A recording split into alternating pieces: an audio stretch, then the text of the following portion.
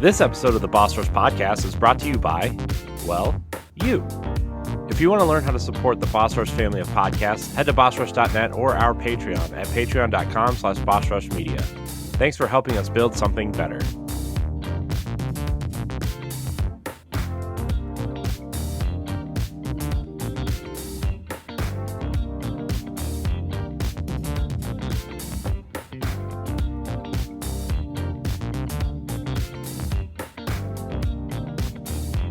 Hello, everybody. Welcome back to the Boss Rush Podcast, a great place to play games and be better. I'm one of your hosts, Corey Deering, and alongside me is the mad pharmacist herself, Stephanie Klima. I still laugh or have spontaneous outbursts of laughter with those tortured Koroks.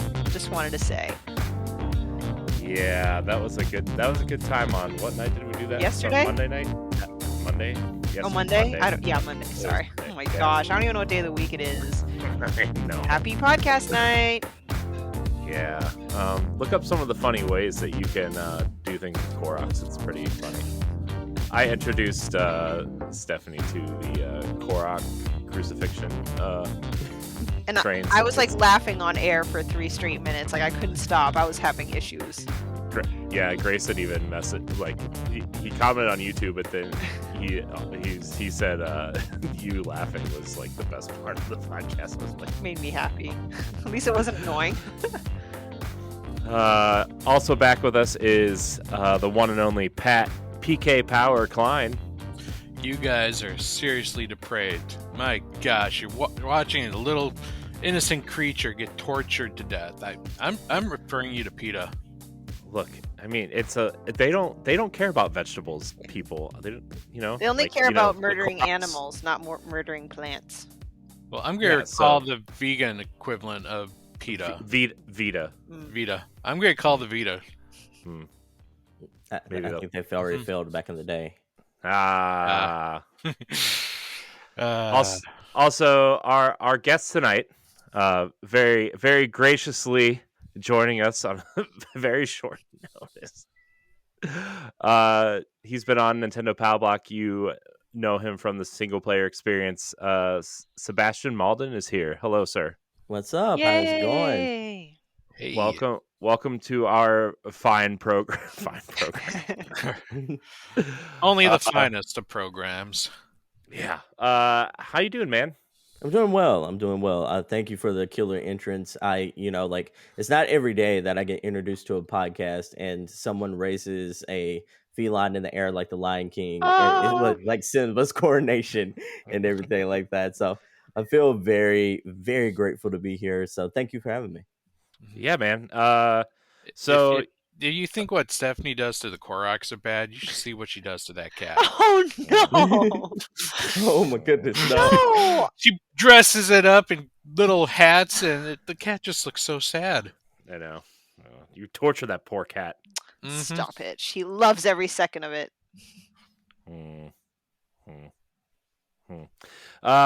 Sebastion, you people who who listen to the Boss Rush shows know you because you've been on Nintendo Power Block and you did a 1v1 with Ed a couple weeks or maybe a month ago at this point.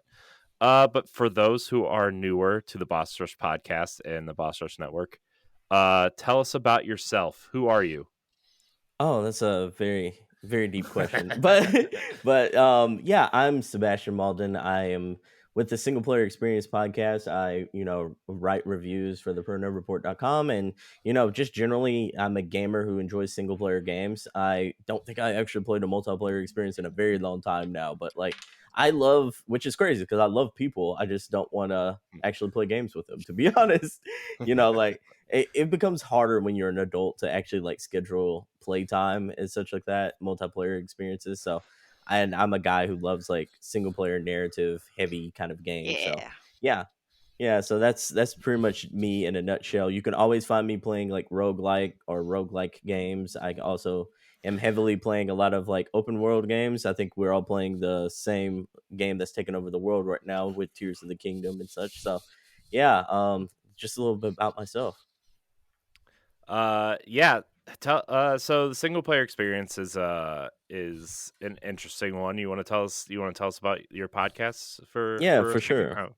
for sure. So I was at a young age bitten by a radioactive spider, and it became like I'm just kidding, but it became my I really wanted to do a podcast that no one else was doing in the industry, and one of the things that kind of always that I always leaned to in gaming was the book club experience, and I just really wanted to talk about like some of the big single player games that kind of get overshadowed in the industry, or and some of the ones that everyone else is talking about that kind of needs a little more fleshing out. So the single player experience is the perfect podcast for single player gamers to find out about good single player games to play, and then introduce like other single player gamers who are playing those games. So recently we've had on like unboxing legend on Lamar Wilson on the show. He came on to talk about some of the cool games he's been playing, some of the dope things he's unboxed.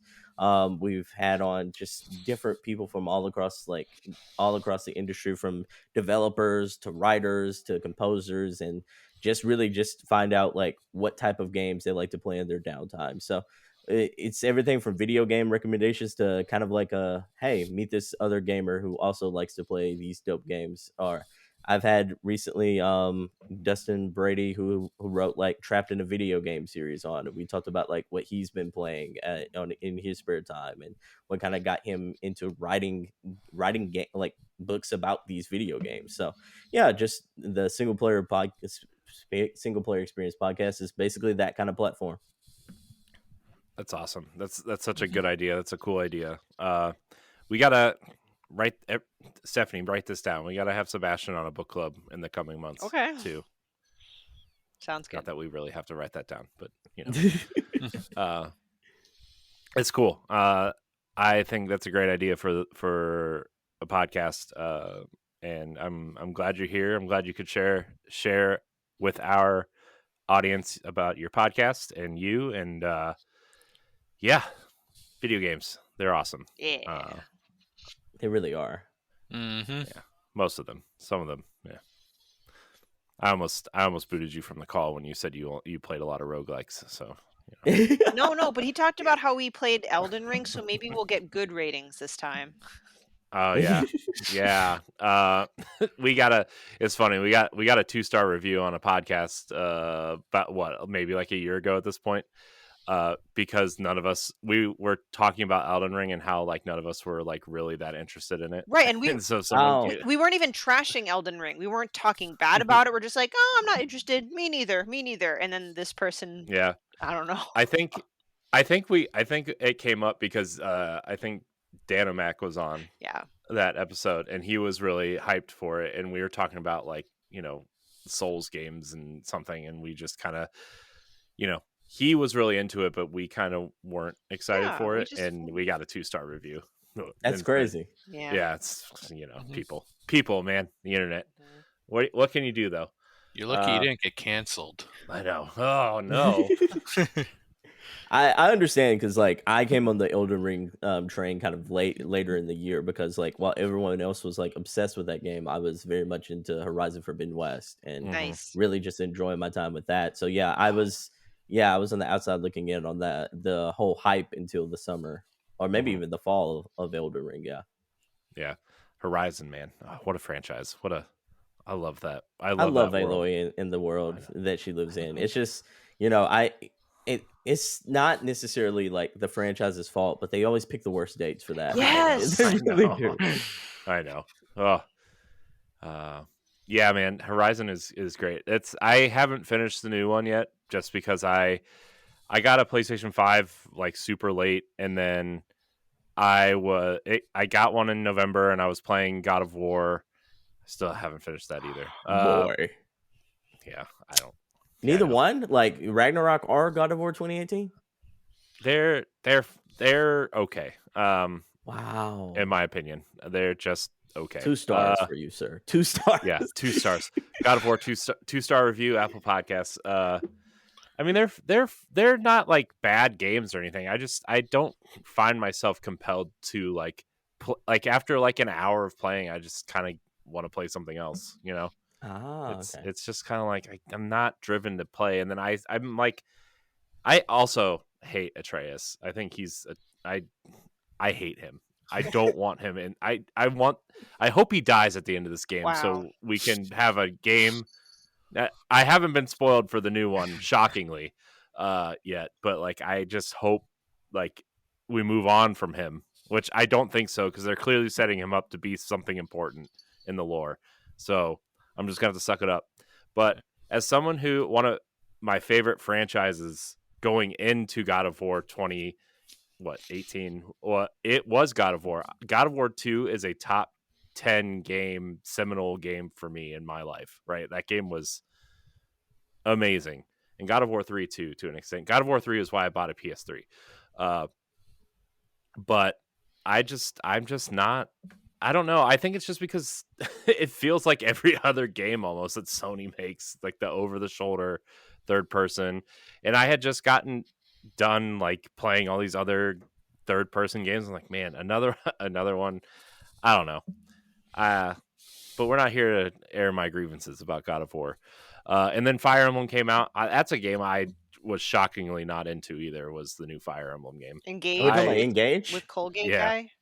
Oh, Engage is like bland to me. Like, yeah, it's so boring. Like, especially coming off of Three Houses. Like, Three I know. Houses felt like it had all the juice behind it. You got to meet all these really cool, nuanced characters. You kind of like all the students were kind of cool in like different ways. Like, Engage feels like they took it out of the oven and didn't season it. Yeah, Like, nobody has a personality in that game. Yeah, And what sucks is that they introduced so many like that. The cast is so huge, but then like all the side characters, other than the lords, like they're no longer important. Like once they get introduced, they're gone. Now, then all the cutscenes are based on the lords of each kingdom and your main character. Yeah, that's it. Yeah, and again, I like Fire Emblem. I love Fire Emblem, but like this last one just didn't do anything for me. I'm actually like thinking about playing Advance Wars Reboot Camp, because I'm kind of itching for like a strategy game, and Fire Emblem just didn't do it for me. And if you're looking for a story, Advance Wars is not going to give you I don't care about the story. Give you a heads up. Okay. I don't care about a story in Advance Wars, but I mean, I already know what I'm in for that. But yeah, I agree with you, Sebastian. Coming off of Three Houses, like Engage was so disappointing. Oh yeah. The thing though is like the combat in the game was like the gameplay part of it was great. It just wasn't engaging. Pardon the pun, ironically. Yeah. So, and then Metroid Prime came out, and I was like, oh man, that game's awesome. And then what else did I get really into? Oh, Hogwarts Legacy came out this year too. I was like, what was the big game I played this year? Hogwarts Legacy. And then there's a game that you wouldn't have played except we forced you to, and that was Resident Evil 4. I know. Stephanie forced me to play Resident Evil 4, which was good, by the way. I just gonna be about another decade before I play another survival horror game. Listen, that's fine. I hate spoopy games too, but I loved it. So I know. Sebastian, did you play Hogwarts Legacy? Yes, I did. Yes, okay. I did. Did you like it? I think it is really good in the first 10 hours, and I feel like after the like 10-hour mark kind of gets either repetitive, stale, and kind of like boring. That's where it kind of like they introduce all the characters, like it becomes and pardon my French here, it becomes more like Fable than it does like Harry Potter, and like a lot of the lore that is like presented in Hogwarts Legacy isn't accurate to, especially since I'm a huge Harry Potter fan. It's not accurate to like the Harry Potter like lore. Like you would like in that universe, it's established that like the unforgivables are indeed unforgivable. Just uttering the words would get you sent to Azkaban.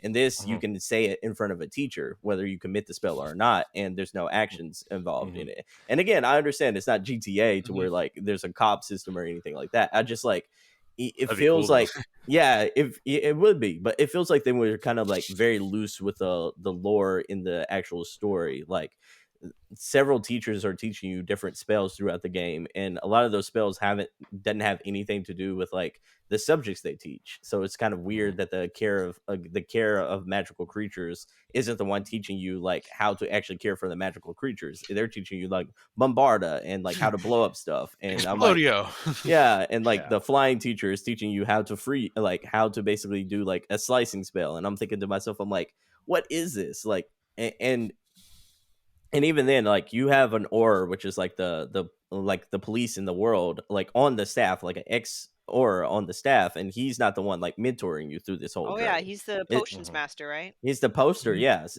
potions master. So it almost feels like it feels like there was a lot of like not a lot of attention to detail with this kind of game. It feels like a lot of systems were put in place that kind of feel Harry Potter-esque, but not necessarily like quite, I guess you could say, 1v1 what that world actually is and the rules established in that like the lore. So that's my kind of my problems. And also like that story takes like a nosedive off the cliff towards the ending.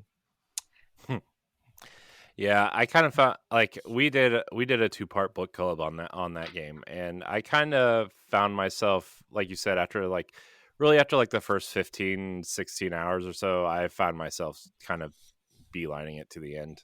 I mean, I felt kind of rushed to do it because of book club too, but like also I kind of am glad I did it that way, because like I feel like the game as an experience was better for me in doing that, because I wasn't wasting my time doing the repetitive stuff, and it didn't sour the taste of the game. Oh yeah, I almost wish it was like maybe 20 hours, like if they can reduce that down, maybe like to 10 to 15 hours versus like the massive expansive like 40-hour experience it is. It's like I feel like it would have been better for it. Yeah, the pacing was definitely off. Like I do recall at the beginning like being very story focused. And then like once you get to what is it, winter? Once you got to winter, fall, all of a sudden every mission had like a massive dungeon Yeah. attached to it. And it was always the same thing. Go meet this character, go into some dungeon, have a cutscene, your story's over. Yeah, and then you also had like the same 3 enemy types. It seemed Mhm. after a while, it's like you either fought the same kind of creatures, the same kind of like grimy looking men or women, and then you fought like the same goblins over and over again. So it kind of felt repetitive towards the end of the game as well. Yeah. Anyways, go go check out our 2-part book club series on Harry Potter, Hogwarts Legacy, available now on YouTube. And then also, I think the Resident Evil 4 one is also available now. I don't know. I can't keep up with any of this stuff. Anyways, speaking of keeping up, let's talk about what we've been playing. So we've all been playing Tears of the Kingdom. We have a topic tonight about Zelda. So we're going to save that talk about Tears of the Kingdom in our overall Zelda conversation. Also, it's our upcoming book club. So we're going to keep our conversation kind of light on that. I mean, you know, we'll talk about it like normal, but you know, we have a book club coming up on that. So if you want to be a Patreon producer, head on over to patreon.com/bossrushmedia, and find out which tier is right for you. Our Patreon producers at the $5 tier or higher for this month are Adriel Munger, Austin Campbell, Celeste Roberts, Christian S., Sana Dierig, Francisco Santillan, and Rebecca Jewell. Thank you for your continued support. We'll talk about everything else we've kind of been playing up until Zelda. So, Sebastion, you are our esteemed guest. You are welcome to go first. Okay, well, thank you for that. I've been playing a lot of different games lately in the mix of things. I recently just jumped on my first Metroid game with Metroid Prime Remastered. I've never actually played a Metroid game beforehand, and I like the game quite a bit. I don't like love it for it sort of feels aged in a lot of different ways, and I don't necessarily love the save system after, you know, like living in games for the last 20 years, knowing like what auto saves feel like at this point. Going back to that like tried and true manual save point on a map kind of feels weird. But you know, like I like aspects of that game. I really wish they would have leaned more heavily into the lore of that, because I really would have loved to see like how does like this character come to be and everything like that. So but yeah, I enjoyed that game. I've been playing another game called Coffee Talk Episode 2, Hibiscus and Butterfly, which is basically like a visual novel lo-fi game where you basically operate a coffee shop. That's kind of like my chill and relax experience at the end of the night.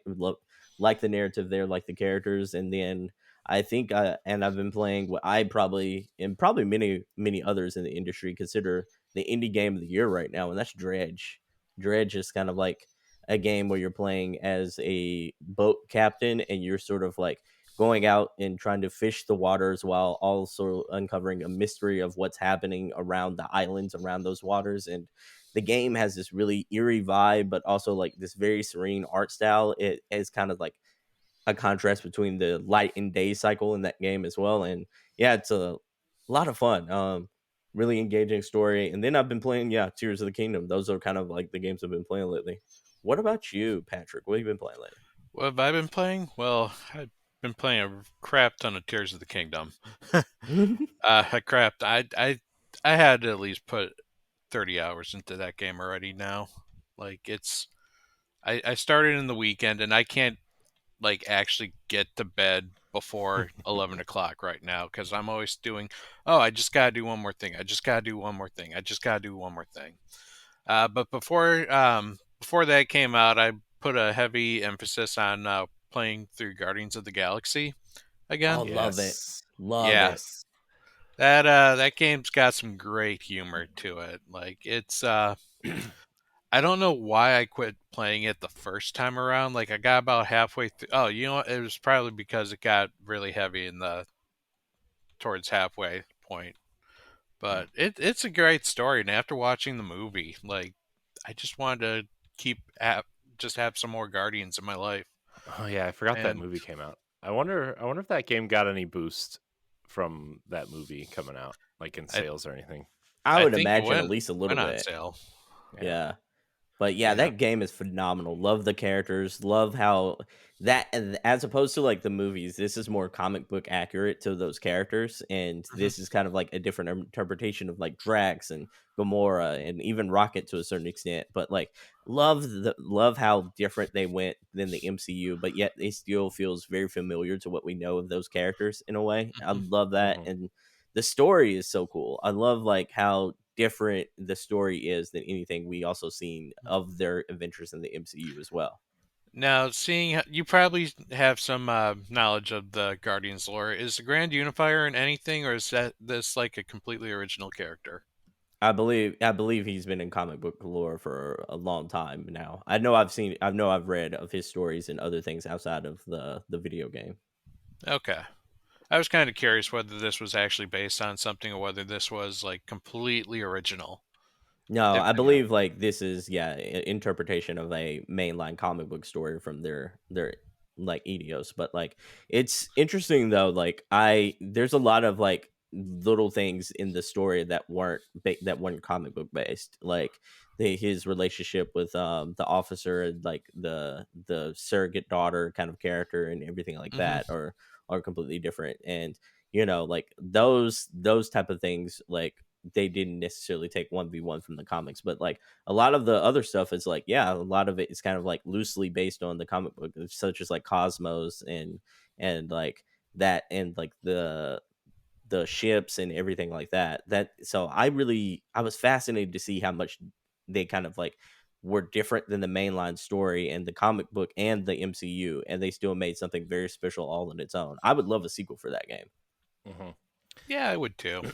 Yeah, I actually like held off on getting it for a while because like I don't really care for the movies really at all. Like at all.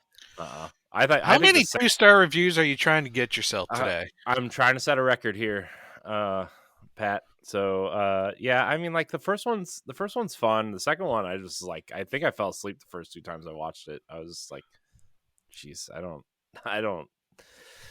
know. Is it just Guardians or is it like all the MCU? No, I mean, no, it's not all the MCU. There are MCU movies I absolutely love. Like I love like Winter Soldier is like one of my favorite movies. Number one.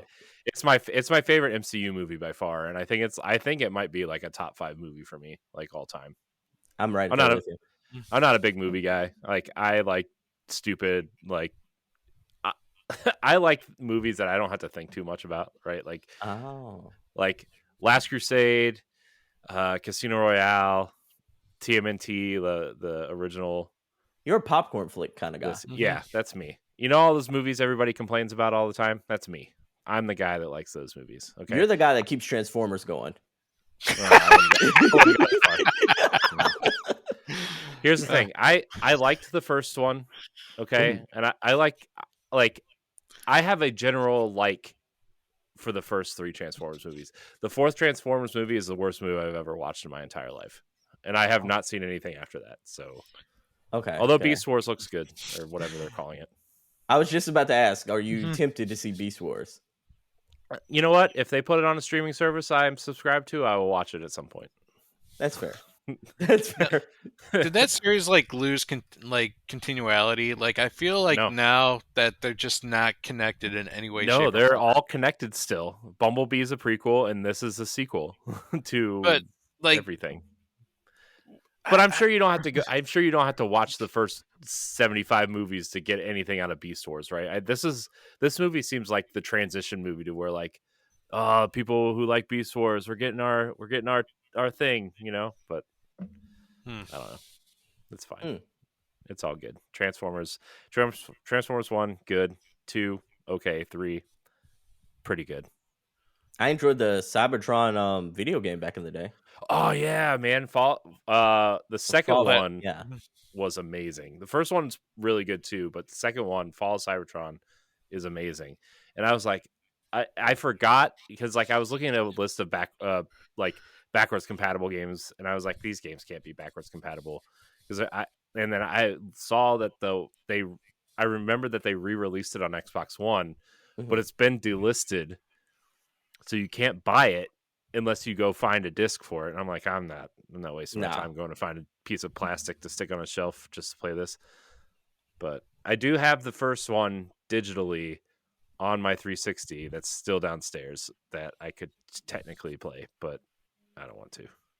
So. I'm like, if it's on your 360, can you not just play it through your library, digital library? No, the 360 version is not backwards compatible.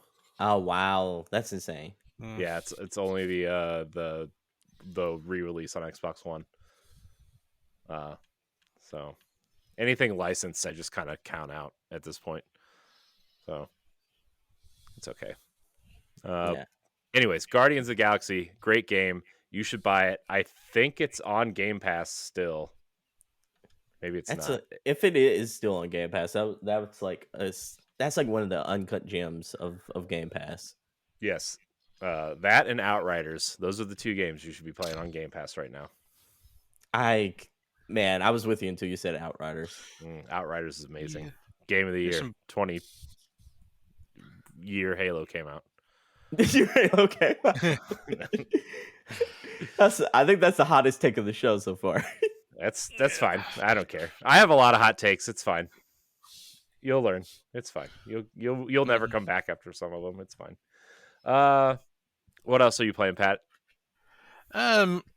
Those were the ones I really played this week. I have played Trinity Trigger, and I haven't talked about that one ever yet. What is that? That was an interesting Trinity game. Trigger? Trinity Trigger is a game produced by Xseed. It is kind of it feels like a Secret of Mana game. It's a overhead action RPG where you have 3 characters and they all can cycle through weapons. You have these things called triggers, which are their little talking animals, but they can turn into weapons. The game is remarkably all right. It doesn't really do anything special. It just kind of gives you those nostalgic feelings for the good old Super Nintendo games again, like Secret of Mana. But it's all right. It sounds like a popcorn flick video game for you. It you know what? I got it because of the nostalgia, and it had an art book with it, and I was like, cool, I will take it. You got to do it for the art book. Mm-hmm. But yeah, it doesn't do anything spectacular. The combat's interesting. Your characters have absolutely no clue what they're doing. Unless they have the exact right weapon in their hand, they're almost completely useless and die very frequently. So the AI could definitely be a lot better. But it's colorful. It's got character with some of the characters. You have one of your characters, of course, is one of those hey, look at me, I'm an old man even though I'm 25 years old. And everyone like calls him creepy because like he's 25 years old, and it's just those classic Japanese tropes that you used to love from the video games of old. What Classic platform are you tropes. playing on it? Switch. Okay. Yep. Cool. So yeah, Cool. that's what I played. Stephanie, you're back. Yes. What are you playing? Well, I'm playing pretty much what everyone's been playing, but before I do that, I did get in a little bit more Roots of Pacha before Tears of the Kingdom came out, which is sad because there was a notice on Steam that, or not Steam, I don't know if it was an email or a tweet, but it looks like there's a little bit of a disagreement between the publisher Critvio and the developer Soda Den about the rights and ownership of Roots of Pacha, so the publisher had it taken down from Steam. Which stinks. Gotta love those. Yeah, I don't know obviously the details behind it. I just hope and wish that it gets resolved one way or the other, that in the fairest way possible, which I know is probably not going to happen, but because Roots of Pacha is a really fun game. I haven't played a farming sim in many a year, and it was great. And I actually finally started dating people, like the dating part of it. In this game, you can date more than one person, so I'm enjoying the polyamorous life. Scandalous. Wow. Damn. Not something I And do no in real life. consequences? Like they're like, hey, why are you dating this person? And Not yet. And then they tie you to a bed and just leave you there like they did with The Witcher? Oh, maybe. To be continued. But yeah. Other than that, it's Tears of the Kingdom. I don't know in the few minutes I stepped away if you guys talked about it, but well, we're already done saving talking it. with it. Okay, so then yeah. No, we're saving it for ours. One of the topics in the doc is about why does Zelda grab us in some ways and doesn't in others, and so we were going to save it for that. All right, perfect. So I'll just say I got the collector's edition. I love it, and I feel stupid while I play it, but I love it. The end. I feel sad every time I see people with the controller and the collector's edition, and I just got my controller today. I did not. The controller looks nice. I can't find one. I can't find it anywhere. Well, you know what, Corey? This is what you get for calling the Switch, the Zelda Switch OLED baby poop. Okay. That's what it looks like. It does not look like baby poop. No. It looks like I wrapped my nice, clean white OLED in my son's diaper and slid it through like a piece of floss, and that's what came out.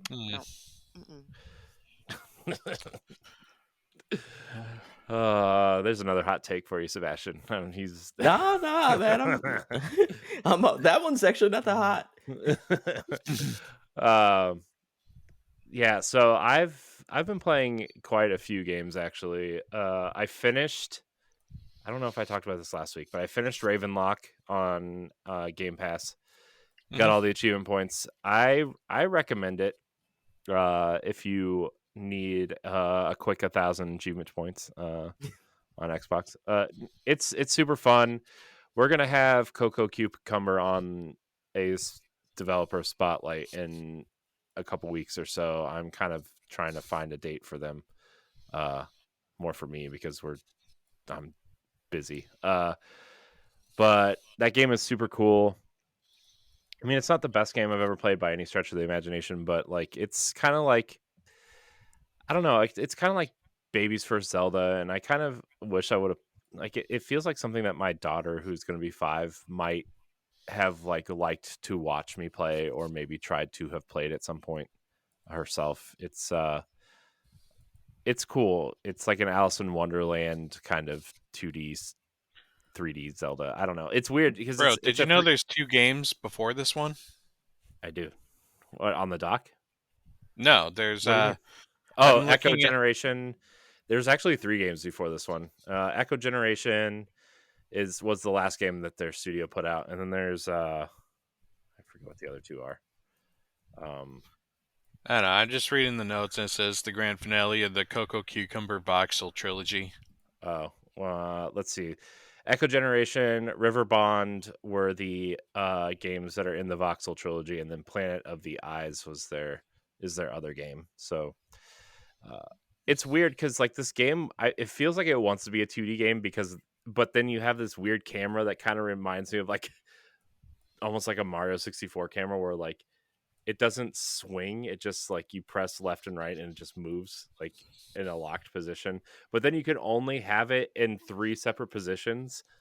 So like it's just this weird camera. That was like the only thing that bothered me, especially during boss fights, because you get behind a boss and you couldn't swing the camera around to, turn around. So you'd have to like run around the boss to get in front of it and fight it. But it was fun. I'm glad I played it on Game Pass. And then I also played Unpacking this past weekend. Oh, you loved it, didn't you? It was good. I loved it. It was fun. There's a lot there's a lot of GameCube references in there. My wife is Jewish, and there's a lot of like Jewish things in there that kind of, was kind of neat to see. You like unpack dreidels and a menorah, and there's a couple other things in there that are super cool. And then I did get all the achievements in there, including the one where you have to flush all the toilets is an achievement. So that was fun. And then my daughter decided that she likes Pokemon now. So I downloaded the demo of Let's Go Pikachu, Let's Go Eevee, and let her kind of swing the Joy-Cons around for a little bit and try to catch Pokemon, and she loved it. She's obsessed with it. And so yeah, that's what I've been playing other than Tears of the Kingdom. So, but guys, Zelda good. Hashtag Zelda good. So let's talk about this, because I know Stephanie and I think are the highest on this. If you listen to this week's Nintendo Power Block, you got a lot of it. But we're not going to spend too much time because, like I said, this is our book club game for the month, so we're going to air a lot of spoilers there. Zelda is a franchise that I know Stephanie and I both love. Pat, I'm not 100% sure where you stand, or Sebastion. I do very much enjoy the Zelda series. Some more than others, except for Triforce Heroes. That one does not count at all. I don't think a lot of people count that game. Truth. What? It's the best one. That is, you just got yourself a 1-star review from that one. That was a joke, though. All my other hot takes, true. This, false. Yeah. I've actually never played Triforce Heroes, so I can't give you an opinion either way. Trust us. It's bad. Doesn't look like a game for me, but it could be good. Could be amazing. I don't know. I haven't played it. You're basically trying to help a princess who refuses to walk out of her castle because she's forced to wear drab clothes. And so you need to get her curse broken so that she can wear something prettier. It seems like a legit Nintendo game. Mm-hmm. Yeah. So, Sebastion, you seem like just based on our conversation beforehand, seem like I don't want to say you have the worst take on this game, but you seem like the most kind of down on it, at least from a story perspective.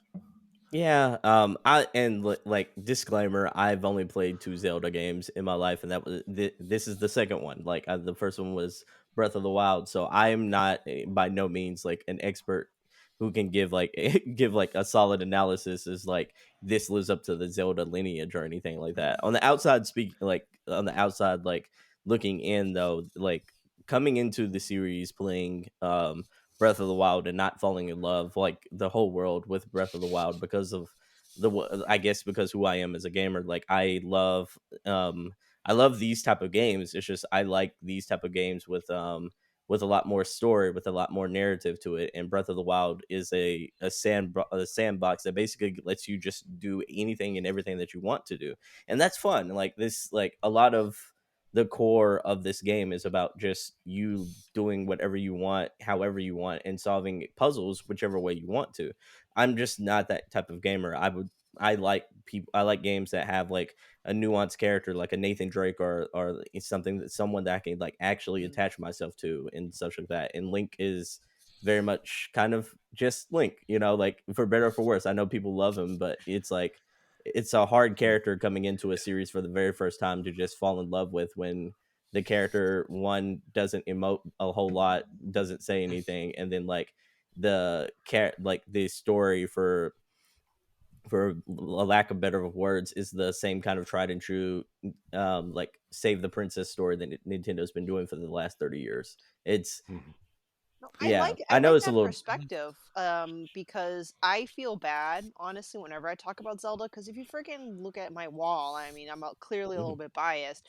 I like hearing a fresh perspective from maybe someone who's not so Zelda focused, especially, you know, if you're coming in fresh to Breath of the Wild and Tears of the Kingdom. Because now that you say it like that, if I never got into the franchise and I just started Breath of the Wild, maybe played one Zelda game before, and looking at it purely just from like a third person adventure game, I can kind of see how like maybe you're not getting that same oomph that maybe existing Zelda fans are. And it does make me wonder because Link was initially created to be the link to the player, like, oh, he's just the avatar and you're Link, blah, blah, blah.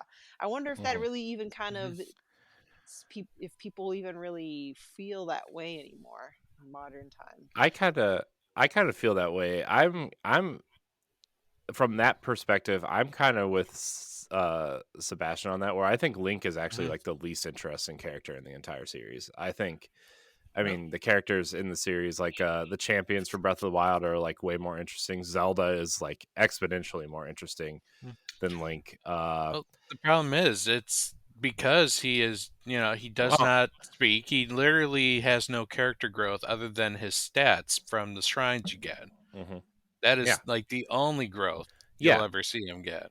and I understand that, right? Like I understand that's the point of the game, right? But like, you know, there are games with protagonists that are that, and but they kind of make them more interesting. But to Sebastian's point, like coming into these games, there's a lot of fan service type stuff in these games, especially like in Breath of the Wild when you found Lon Lon Ranch from Ocarina of Time and it was kind of demolished and kind of sad looking, right? And you can point to that. I was like, oh my gosh, I remember jumping over that fence on N64 and, you know, escaping with the milk and wondering why Mario was running a farm. And, you know, like, Oh yeah.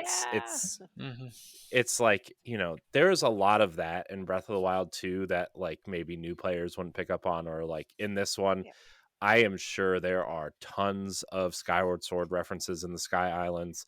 This game reminds me a lot of Twilight Princess in a lot of ways, which is my favorite Zelda game. Like this game is really tough to get into even as a Zelda fan, I would say. I would actually say if you've never played a Zelda game before, these games would probably be almost easier to get into from that perspective because you don't have any expectations. If you're into like the sandbox building exploration type thing, like if you're looking for a story, that you're not getting it from Nintendo, right? That you're just not. I'm sorry. no. Although this one is attempting in Breath of the Wild, I'll give it its kudos. It's really attempting this series of games, whether there's going to be a third one in the series or not. They're attempting, right? And Skyward Sword was a little bit that way too. Although the game was just bad. Dude, Skyward Sword had a character that developed very well. Like, he went from villain to probably the best hero in the entire game. Who, Groose? Groose. Yeah. Like The Groose loose. Groosinator. Like Groose loose. The Groosinator. But I will say, it's weird for me because it's like Nintendo kind of picks and chooses their spots and when they like emphasize like stories in their trilogies. Because if you look at like Xenoblade, I hear a lot of good things about that story. And like as a person who's only experienced the first game and half of the second game, I can at least say that story is like more engrossing and like open towards like, hey, like I can completely grasp what's going on in this world and I don't need like the 30-year history of a previous like installments to get kind of into it. And I feel like it's like I'm not trying to compare like game like be like a compare of like the way like Sony does it or the way like Xbox does it, but I feel like when if you look at franchises like Uncharted, for instance, like you can play Uncharted 3 and 4 without having to play 1 and 2 and still love that single journey and that single story. Sure, you get more out of the previous games if you play those, but like at least you can get more out of that single installment. You look at God of War like 2018, you're going to really enjoy a lot of the lore that is built off of like the Greek mythology, but that is a easy jumping in like point for a lot of like newcomers to the series. And like that's to me is a prime example of like if you were trying to get new people into the series, especially with your lore and your story, like make it interesting, like make it engaging. But I you know, I think what it is, and it has been Nintendo's MO for the majority, if not all of their first party IPs, is gameplay is king. They will always is prioritize gameplay over story, even if story is there.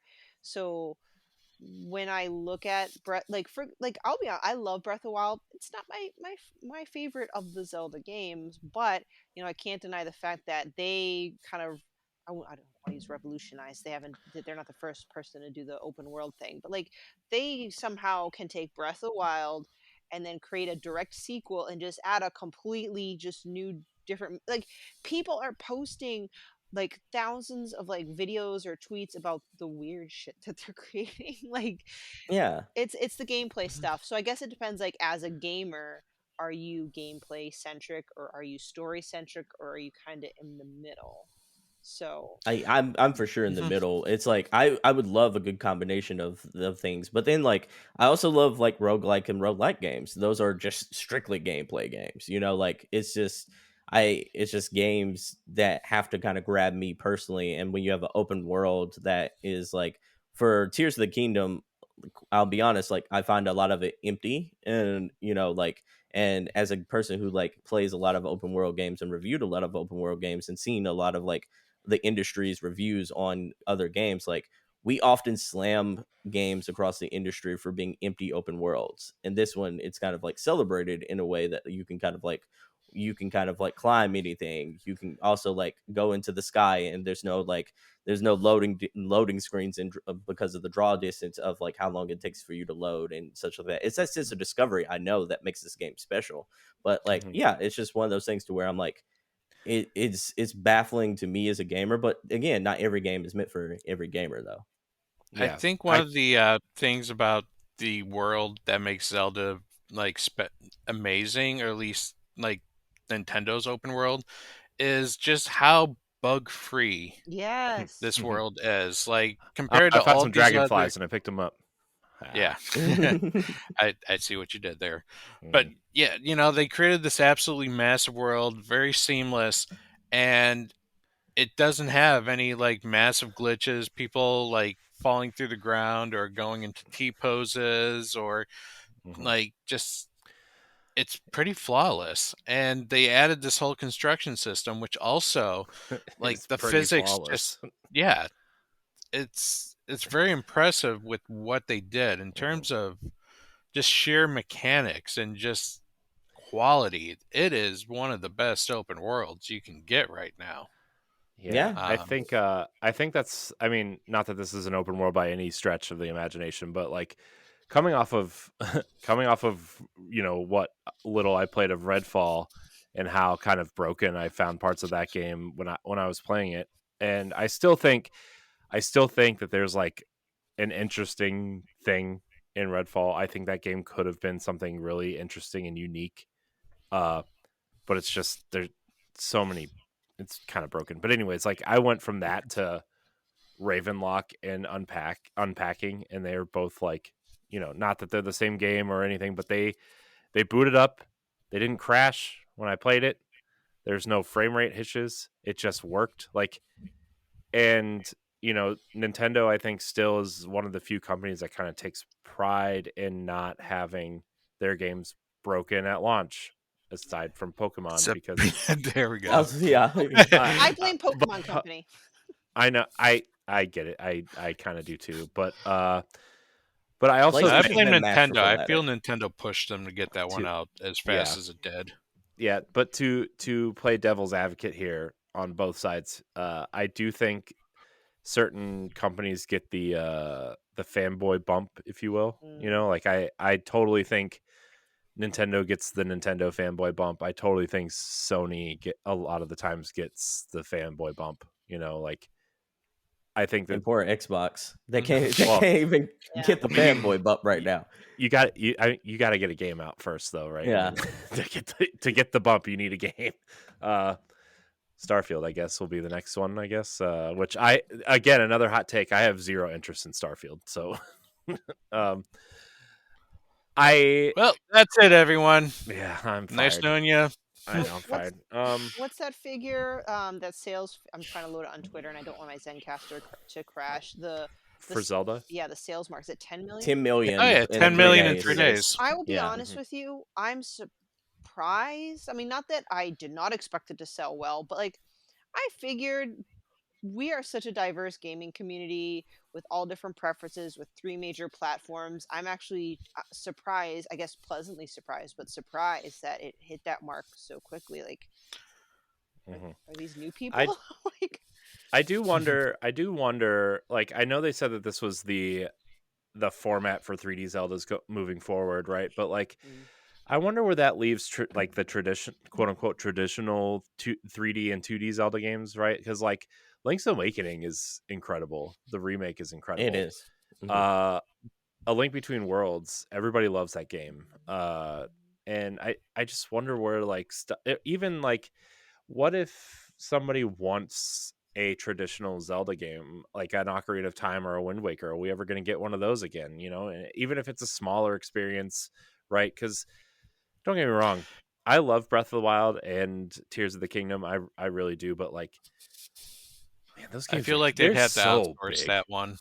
Yeah, I mean, Grezzo does a lot of their outsource work anyway, too, right? So yeah, I think honestly the key to that would just be to make a Zelda Dungeon Maker game, like the same way that you have that Super Mario Maker kind of experience. Nintendo can have its cake and eat it too with that kind of experience there. Yeah, it was a pretty fun experience in Link's Awakening. The new one had a Dumpy's it was. dumb dungeon maker dumb thing is not fun. That was the worst part of Link's Awakening, in my opinion. I would like one, but no, I have the same concerns. I actually wrote an article about it in another Zelda podcast, and I know there's some conversation in the Twitter chat. I'm not trying to be down on it, but I'm starting to hear people going, Breath of the Wild was my first Zelda game, and maybe like, for example, those people like, then I went back to Skyward Sword HD and I don't get it, I don't like it. Like, I just feel like those that are starting off with the new generation of Zelda, they're just not gonna like it. I'm sorry. So unless Nintendo wants to make a nice 2D Zelda for us old farts, which they're not because they don't care, I don't know. I'm just a little worried about the traditional Zelda. I think they need to put the good Zelda games on the Switch, and then people can play them, right? Like Wind Waker and Twilight Princess. No, I know, I know what you mean. But I mean, like, if Skyward Sword is your first quote unquote old Zelda, oof, boy, that's the wrong one to start with, everybody. I mean, Ocarina of Time and Majora's Mask are both sitting right there on the thing. Just play one of those, right? Play one of those. Yeah. You got to take in consideration that they're 30 years old. Gross. But play them. They're better. They also won't get the Goose experience, though. Look. And I feel like everyone needs the Goose experience. You got to build up to let the Goose loose, okay? You got to build up. I think Go ahead. I think the industry is like starting to lean towards a trend now to where like we're going to get one major trend game a year now. Like I think last year was Elden Ring, this year is obviously going to be Zelda, but like I think we're in a position in the game industry to where like we always want that next big thing, like that Grand Theft Auto like experience, that Zelda like experience, that like that Elden Ring like experience, that community, that game that everyone and their mom is playing. Yeah. Like I feel like we're keyed up to as a society now to where if one of those drops a year, like it's going to be the next best selling thing every single year. Yeah. Watch out 2024 for the 1.0 release of Disney Dreamlight Valley. It's going to be the big one. Hey, we got to make some space for Final Fantasy 16. Ooh. I know. That's going to be. I think that's going to be our Patreon vote. Like what our next book club should be after Zelda. So it's a good one. It's between that and Jedi Survivor. You know, like I think it's probably going to be one of those. Let me know if you do Jedi Survivor. Okay. Oh, so good. So good. It's going to be like a 1A 1B situation, I think. So, yeah, I do want to play that. It's just I tried to play it and it crashed on me 3 times. Oh yeah, it's janky. It's real janky. Yeah, it needs to be polished a little more. Yeah. But yeah, I mean, I'm really enjoying my time with Tears of the Kingdom. I think it's incredibly.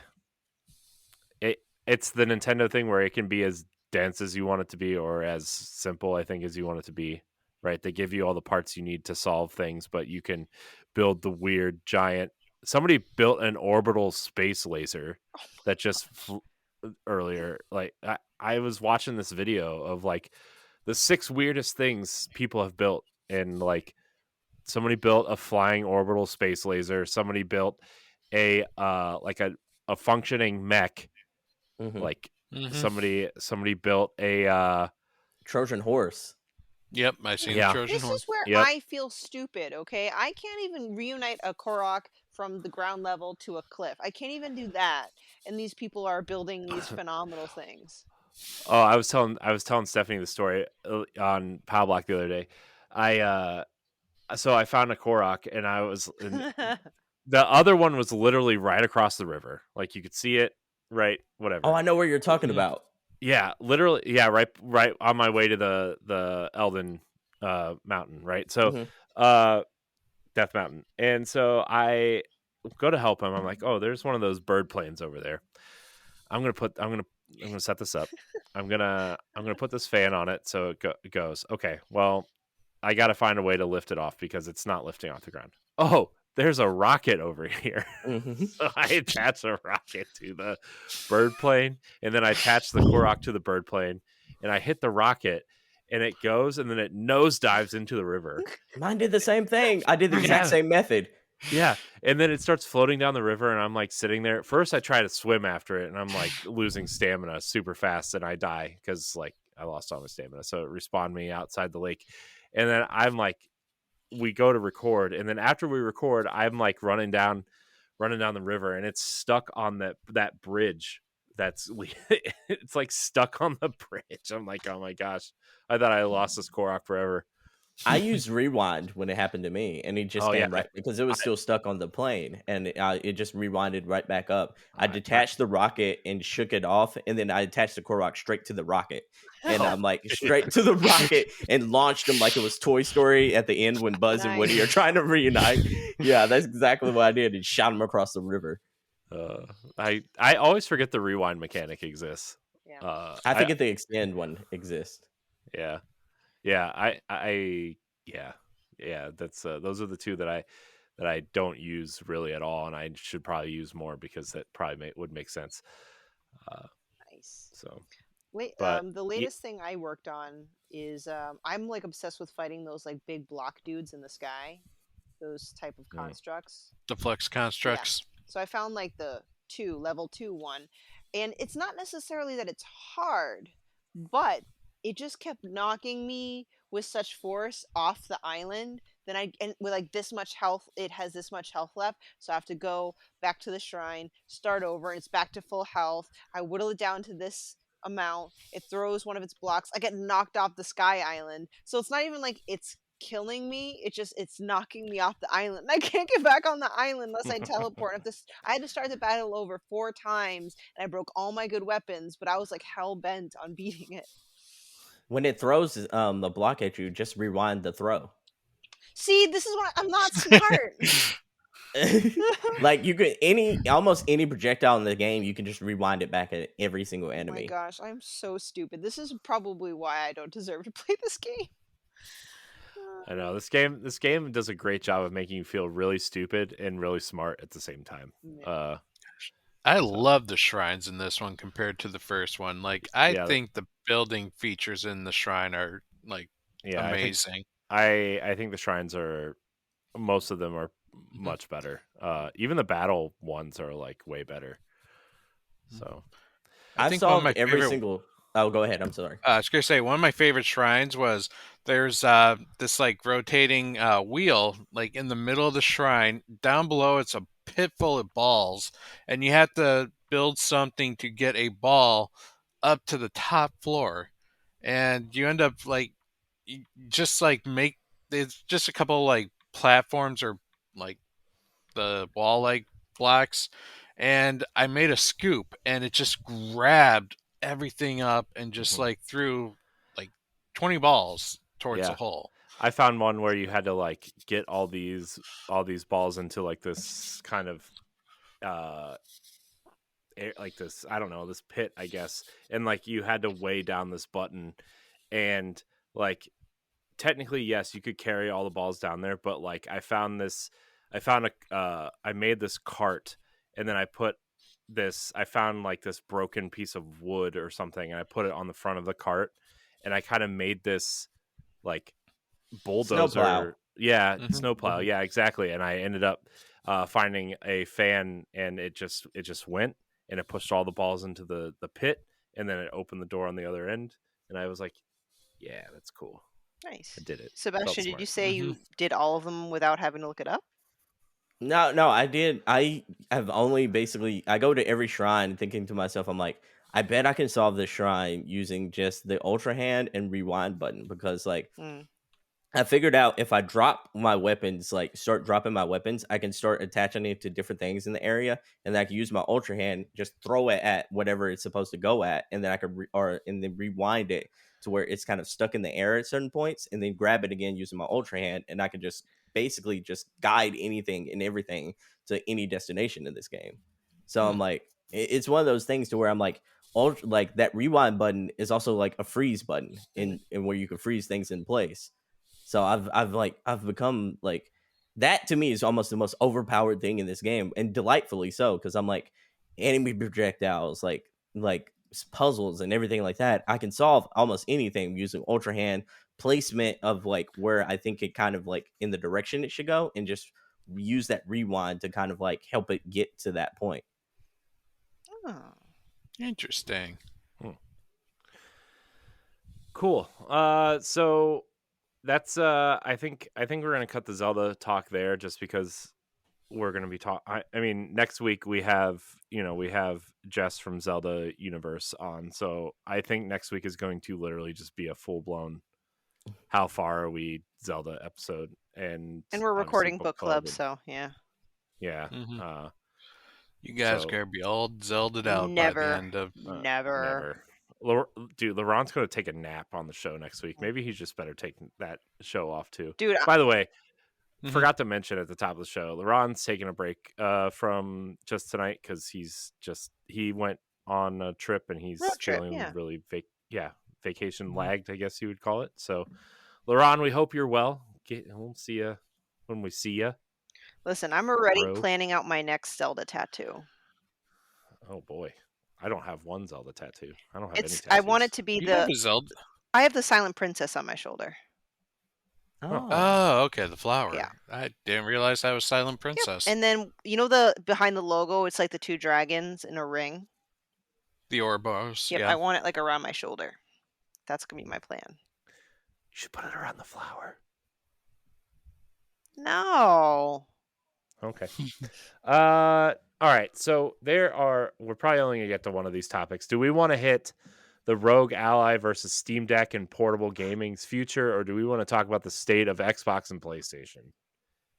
Because most of those things are coming up. Well, I think Sebastian gets majority vote. Do you have a thought? I think we should do the state of Xbox and PlayStation, especially with the announcement of the PlayStation Showcase next week. Over an hour. Yeah. I'm so excited though. Yeah, I mean, I'm trying to be excited. I'm just not a PlayStation guy. I try. Oh, I really am. do. I'm a massive PlayStation guy. guy. I mean, I'm in the minority of a lot of boss rush and gamers in general. But I think it depends on the audience, right? Like Sebastian, you like a lot of those third-person action adventure with like major story threads, and me too. And like Sony has a lot of great games that specialize in that. And love it. The two games I want to hear about, and granted, Final Fantasy 16 is an exception, but I don't really count that as a Sony game, even though it's exclusive. I want to hear about Wolverine. Yep. I don't know. Let's go. I don't know if we're going to hear about it with Spider-Man so close. But we might see something, right? But I also want to see that Uncharted was clearly shown in that commercial, right? Clearly playing at, I guess I don't want to spoil Uncharted 4 for those who haven't played it, but the character that is revealed at the end of the game is clearly in that trailer. And I want to play that game. I will play Uncharted. I love Uncharted. I thought Naughty Dog said they were pretty much done. They are. Uncharted. It's I think it's Bend Studio. It's not Bend. It's the other Days internal. Gone, right? Yeah, it's Bend was originally going to work on something, but they didn't want to, and the two heads of Bend left, and now they're working on a new IP. But because he said Days Gone was garbage, which was a lie. The internal team at Sony, not Santa Monica, the other one, San Diego, is working on it. The other team at Sony San Diego is supposedly working on it. They've been hiring up. They've got a few ex Naughty Dog people out there heading the project. So, well, rumored, I guess. Well, it's really a terrible rumor, but if those two are shown, I will be like, yes, let's go. I'm ready for more Uncharted. If they put a Lost Legacy style Uncharted game out every 18 to 24 months, I would play the hell out of it. Right. Man, Lost Legacy is so good. I want more Nadine and Chloe. That's exactly what I was about to say. I'm like, I would love to play as quote unquote the character at the end of Uncharted 4, but I would love more Nadine and Chloe. I wonder if Chloe's going to show up as like the quote unquote Sully sidekick, the mentor character. So out of all of Sony's franchises, I would have thought that Uncharted was the game that you could not do without its main character, and they totally just proved it wrong with Lost Legacy, that you could have any two kind of mainstay characters and you could have this adventure, this great fun adventure. And I'm like, oh my gosh, Lost Legacy, secretly the best Uncharted game. I actually think like the theme of this PlayStation generation is next generation, and like not just with the console, but with the stories that they're telling as well. Like because each game and each series is setting up the next generation. Like Spider-Man setting up Miles' story and its continuation on that. Like I wouldn't be surprised if Spider-Man 2 is a heavily like setting up like where Miles is going as the face of the franchise. And then like you see like God of War, et cetera, like a lot of like PlayStation's IPs is setting up the next like cornerstone and next like face of the franchise for each plateau. Yeah, I would actually argue they tried to start it during PS4 generation with Infamous, right? Like with Lost Light, First Light. No, with because Cole McGrath was 1 and 2, and then Desmond was Desmond. That's not Is Desmond. that right? Yeah. Desmond Rowe. Yeah, he was like, I mean, it was Infamous 3, but he was the new protagonist, and it's like, well, they kind of started it there, and then kind of like you said, rebooting, or not rebooting, but kind of soft relaunching God of War with Atreus, Guerrilla with Horizon instead of Killzone. Like they're really like moving forward, like you said, and I think that's cool. Like keeping your legacy franchises alive, but keeping them fresh. I think that's super smart. I think doesn't Sony have that like game that's kind of like a Bayonetta but in space? They showed last year. Dang. Are you talking about the Capcom game Pragmata? Is that what you're talking about? No, it's not Capcom. I just remember it was like a girl that moved around. No, it wasn't that. She has a blade. Yeah, she almost fights like these demon-like creatures. I think I know what you were talking about. It was like Project Eve at one point, and then they renamed it, right? Yeah, I don't remember what they renamed it, but it looks like something that Bandai Namco would have created. See, this is what I miss about doing a news podcast. Stellar Blade. Stellar Blade. Thank you. Mm-hmm. I want to see more of that. That's a new IP. Let's see more. Yeah, I kind of and like I think Xbox is trying to do that too, and with some of their franchises too, right? Like Gears has obviously moved in that direction with JD and Kate, or depending on how you ended Gears 5, I guess. Spoilers, I guess. But like in the Fable reboot, I guess would be kind of moving that direction. But also they have a bunch of franchises that just like exist with the nameless or the characterless protagonist that like you don't really need to do that with. I don't know, man. I think, man, I wish Xbox would just put out some games that were like not stinkers. Like Hi-Fi Rush was a good example of a game that was like, oh my gosh, this game's awesome. Which you were on that consider Hi-Fi Rush though? Didn't they consider that like a failure?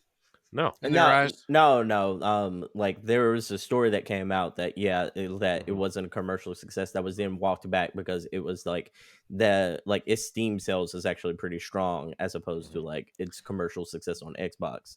Yeah.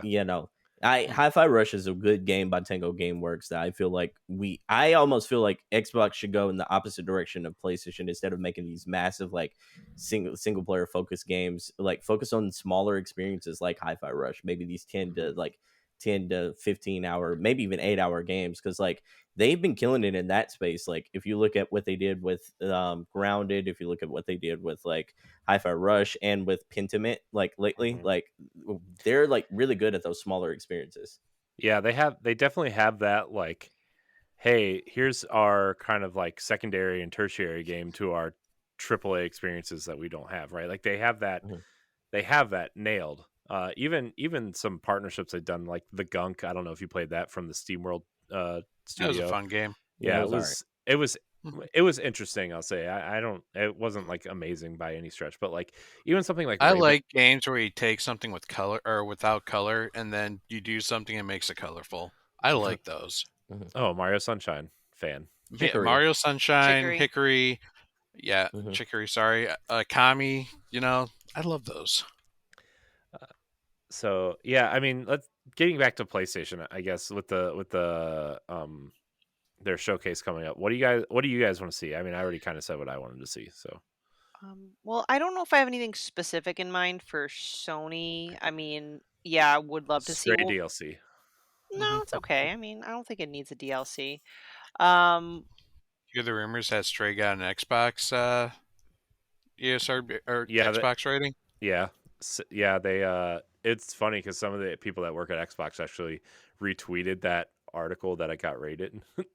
So I want to see Wolverine, but other than that, I'm just excited for the showcase itself because I do tend to like any Sony PlayStation game, and I know Sony is due to announce their major titles for the rest of the year. So I think this is an important one for them. And that, guys, Ghost of Tsushima 2. That's exactly what I was about to say. Yeah. Whenever it hit my turn, I was just about to unleash. I'm like, I got bullets in the chamber for this topic.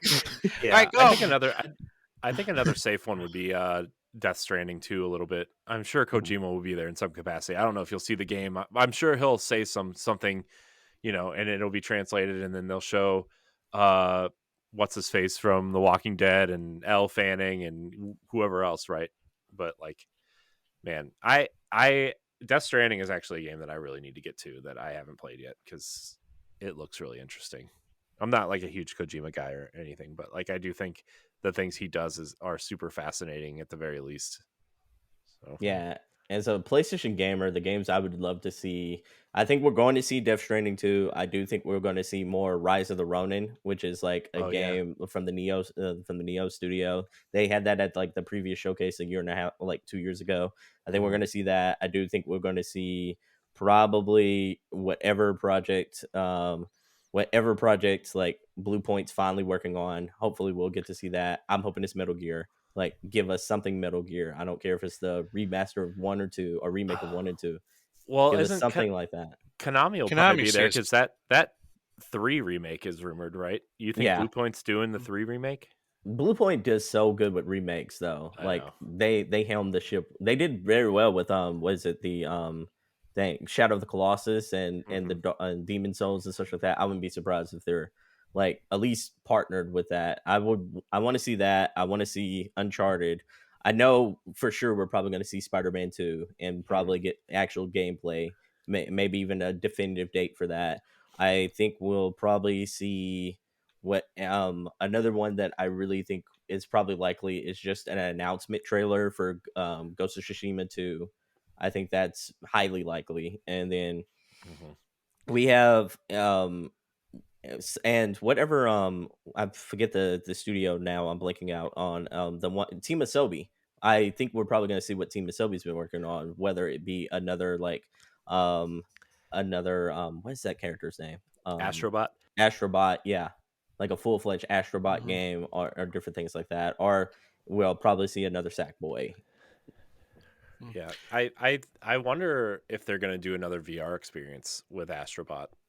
Oh god, I don't think they care about VR, to be honest. Man, I feel like PSVR 2 is like a fart in the wind. They released it and they're like, it's out now with Horizon and these other games you probably already played somewhere else, including. It feels like a tax write-off. It really does. It feels like a tax write-off. But yeah, I'm so curious. Yeah, that like the VR space is interesting because I'm like they do have to make something that makes us care about VR. And to be honest, like the only VR selling game right now that would probably make people care is Half-Life Alyx. Yeah, I wonder if that shows up. They have to make it. They have to get the two things with PSVR. They have to get a big game like Half-Life Alyx, and they have to price cut. Man, $550 for that headset is egregious. Ridiculous. It's more than the console. Like, it's ridiculous. I know it's not an accessory, but a lot of people view it as an accessory. And if your accessory is more than the box, this is the Steel Battalion problem for original Xbox all over again, right? With the huge control. Oh my gosh, that thing was awesome. But like, my point is like your accessory should not be more than the console, right? People don't want to spend $75 on a new controller, let alone a VR headset that they might wear once a year, maybe if a game comes out. You know, granted, there are interesting experiences on PSVR that I would like to try. Like Moss looks super awesome. I think Horizon. I would play Horizon in VR, just to see Call what of the like. Mountain. Yeah. And I mean, there's probably a couple other experiences. I'm not up on PSVR because I don't have one, and I don't. You should get the Accounting Plus experience. Man, I'm gonna tell you, all they really need to do is like all they need is 3 major announcements, and everyone's gonna go wild. Bloodborne, remake or remastered in 60 FPS, people are just gonna lose their minds. I mean, it's a layup. What they could do, hear me out. What they could do, they could show Bloodborne remastered, and then at the end of the trailer, they just put Bloodborne 2 on the screen, like a logo. Oh my goodness! And that would be People Blue would Point's. lose their minds. That would be Blue Point's project after Metal Gear. Oh, people would lose their minds. I know they would, but that they could totally win by doing that. Just by doing that, people will go nuts. People are still playing Bloodborne at like 20 frames a second. Like, it's ridiculous. Oh my gosh, not that bad. No, it's pretty bad. Bloodborne's cool though. Bad. I will say, I did finish Bloodborne, and it was I did do it. You Souls people, I played it, and I beat it. I do think on the realistic side, though, we do probably see Liza P at this showcase, though. Yeah, I think that game is probably going to show up there. Will we be? I mean, if it's coming to Game Pass, you don't think Microsoft kind of has the marketing for that game? You think they might? They might, yeah. Yeah. Although they could let Sony show it at their showcase and then they could just throw a trailer out on Game Pass if you're a subscriber. Yeah, they kind of do that with MLB The Show, but I'm so curious on like what actually PlayStation is going to show, because like the elephant in the room is like Summer Game Fest is like right around the corner as well. So I'm like, yeah, and they're going to have announcements as well. Yeah, it's they're gonna.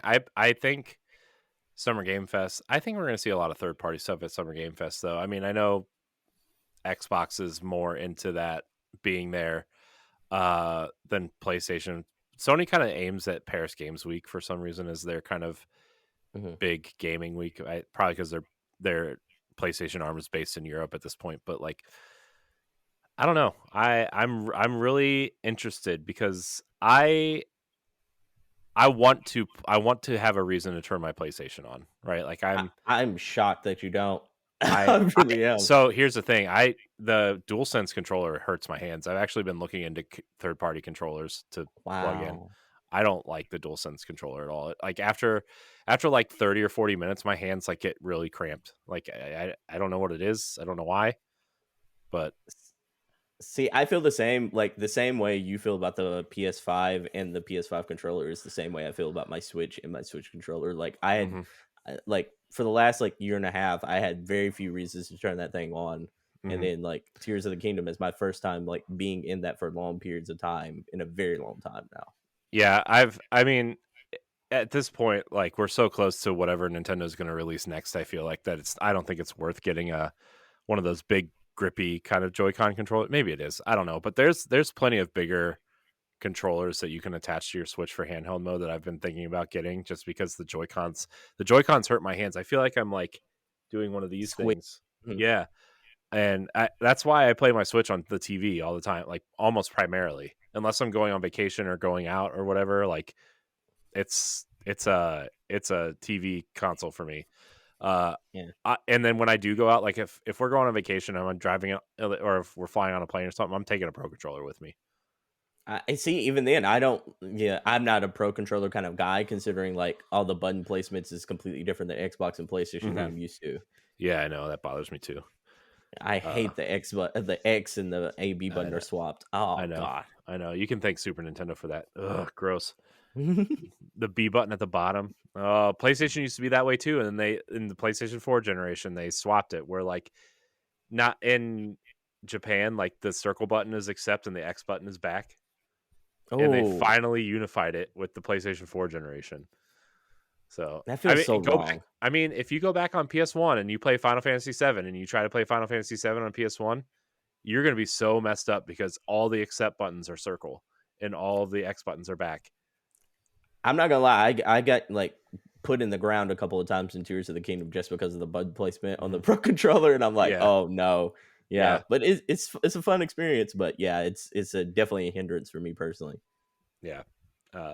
I want to see what Bend is working on. It's been a while since they've been since Days Gone has come out. I want to see what so I'm trying to think of some of these studios that Sony The Last of Us. We're probably going to see Factions, yeah, for sure. It's got to be here, right? I wonder if that's their fall game. I mean, Spider-Man's a fall game, right? Yeah, but I mean, Xbox is putting out 3 games this fall. I wouldn't. It's Xbox. Xbox, the company we want to emulate right now, based on their cadence. I mean, with Starfield, Forza, and Hellblade, those are 3 pretty big games for the fall for Xbox. I doubt Hellblade's coming though. Dude, Hellblade was the first game they showed off. If that game's not coming out this year, what are they doing? Hellblade feels like a spring release now. Like I believe you about like Forza and for sure Starfield, but like Hellblade. I mean, here's the thing. I'm just hoping at this point, man. As somebody who primarily plays Xbox, like, and to granted, I bought a Series X to play Destiny at 60 frames a second, so I'm not going to sit here and try to like, bang on all these Xbox games. Although I still think the hate for Halo Infinite's a little overblown because that game is still pretty good. The roadmap sucked, but the game is good. But anyways, like there just hasn't been anything on Xbox that I've like really wanted to play since Halo Infinite. Redfall was kind of like piquing my interest, but then obviously it is what it is. But I'm shocked because Redfall to me, I've always kind of looked iffy because like I haven't seen very many success stories other than Destiny of people of like games that mesh like single player and like multiplayer. Like, but you share the same map and the same experience done very well. Well, I mean, I didn't say I was excited for Redfall. I said it piqued my interest. So I want to be very clear, everybody. Where were we going? Let's see. Xbox, Hellblade is like Hellblade's the one I have circled for Xbox. Like that's the game I'm looking forward to. And like as a if I was just like a normal dude on the street, just played games normally, like a normal person, not like us, where we have to like try everything out every 5 seconds. I don't know if I would even own a next gen console yet, because there really hasn't been a reason to own them at this point, in my opinion. Oh man, I don't know. Like we've gotten some bangers on the PlayStation side of the fence. Like Ratchet and Clank, I think has been really good. I think Spider-Man, both Miles Morales and PlayStation, which albeit is on PlayStation, PS4. Yeah, that's what I mean though. Like those games are on PS, like Horizon and God of War, both on PS4. Like there's no like real reason to own these consoles except to play the game prettier, I guess. You know, Demon's Souls was pretty good, and it was like a PS5 exclusive. Yeah, but you have to be into those games to play it. You know, I mean, I'm not saying that these games aren't bad. I'm just like, I'm not a Ratchet and Clank guy. Like, if anything, out of any of those platforms, I'm a Jack and Daxter guy. But, you know, Demon Souls is like, yeah, whatever. Gran Turismo. Returnal. Yeah, I'm not a roguelike guy, so pass. I'm sorry. I'm just like, I'm really terrible at this podcast, everybody. I feel like I'm kind of a downer this time. We got to see Avowed though for Xbox. Like Avowed has to be there. But again, like that game doesn't interest me at all. Like wow. I don't like Elder Scrolls and stuff. I don't like those games. I want to see Indiana Jones. I want to see Doom. I want to see Wolfenstein. I want to see Fable. I don't care what the fake Elder Scrolls game is that Xbox is trying to put out. You know? Okay. I don't Outer Worlds as well. I don't care about Outer Worlds either. I tried to play Outer Worlds like 3 separate times. I just couldn't get into it. Okay. So not a Western RPG kind of person. No. Well, but like I like Fable and I like The Witcher. So like I don't know what the problem is. I don't know. I'm just a terrible gamer, I guess. I don't know. What else do I want to see? I want to see what like I want to see what this Indiana Jones games is. Because that game, Indiana Jones, favorite IP maybe of all time, depending on the day. The movie looks good. Mm-hmm. Dial of Destiny. It does look good. Good. I'm also an Indiana Jones 4 defender, so but I think that's just because I like the character and not necessarily in the movie. We all have guilty pleasures in life, man. We do. That's a good After Dark topic. I think we already did it, but we could do it again. Yeah, I don't know, man. Xbox is in such a weird place, and I hope that they come out and show games that don't give me the 12-month crap. Like State of Decay also, that's another game. Perfect Dark, they could show. I like State of Decay a lot, but from everything we've been told, like those two studios have kind of been in chaos lately. So I don't necessarily know if we'll get anything. Yeah, I mean, I definitely think Perfect Dark. I think it was rumored that it restarted development, and then Crystal Dynamics was brought in, and they're in almost a very similar situation that Knights of the Old Republic is for PlayStation right now. Oh my gosh, man, that remake! What a downer, man! I'm so upset. I was hopeful. That game was going. Oh man, Knights of the Republic is one of the best games. Speaking of the another studio that kind of could do something, what was the studio that put out like what was it beyond what was it the robots where you got to choose a whole bunch of different kinds of adventure, like Detroit choices. Become Human. Detroit Become Human, yeah. Like they're rumored to be making a Star Wars game as well. What? So I'm like, I would Eclipse, love to see what it's been announced. Eclipse is announced. Yeah. What by Quantum whatever. Yeah, Aquatic Dream. Yeah. Mm-hmm. I couldn't remember anything. Yeah, I mean, In Exile is rumored to be working on like a AAA kind of third-person action RPG, which would be interesting. I just brought up a list of games that are in development at Xbox, so I'm just scrolling. Just give me a second. They gotta show something, right? I mean, Age of Mythology is in development, which like RTS fans, whatever. Age of Empires is pretty good on Xbox if you're into that. Contraband, I forgot Contraband was supposed to be coming out from Avalanche, that open world kind of like, I want it to be, you know what game I want that game to be like? Remember Smuggler's Run on the PS2? Yeah. That's kind of what I imagine this game being, like an open world Smuggler's Run. I hope so, because I'm getting very Far Cry vibes from this. Yeah. I mean, I guess that would be cool too, but I feel like there's so much Far Cry out there at this point. Project Midnight from Compulsion is also out there. Could be interesting. Also, do we see Gears 6 at this Xbox showcase? Like even a tease? I think the more likely thing is we see that rumored Gears remastered or that Gears collection. Gears collection. I would accept that, honestly, at this point. Gears of War is my favorite Xbox franchise. I would definitely play all 3 of those games again. Judgment, you can take it or leave it. It was fun, but I wouldn't really play it again. I don't know, man. There's just so much that we know so much yet so little. It's ridiculous. I want to see more Fable. I think that's got to be that's got to be shown. Well, I mean, Matt Booty was out there saying that Fable, he's been asking to show Fable at the last couple of shows that Xbox has put on, and Playground has said no, we're not ready. And this is the one that everybody's circling that Fable could like show up at, because it's a big one. Microsoft needs a win. Fable is something that everybody's kind of looking forward to, especially off the heels of Tears of the Kingdom. Xbox would probably do good to show off something that resembles, a little bit of Zelda in a way. I mean, granted, not the same type of game, but kind of is, open world fantasy action RPG. Be awesome. Yeah. I mean, Fable 2 is like an all-time classic game. Love it. Absolutely love it. Yeah.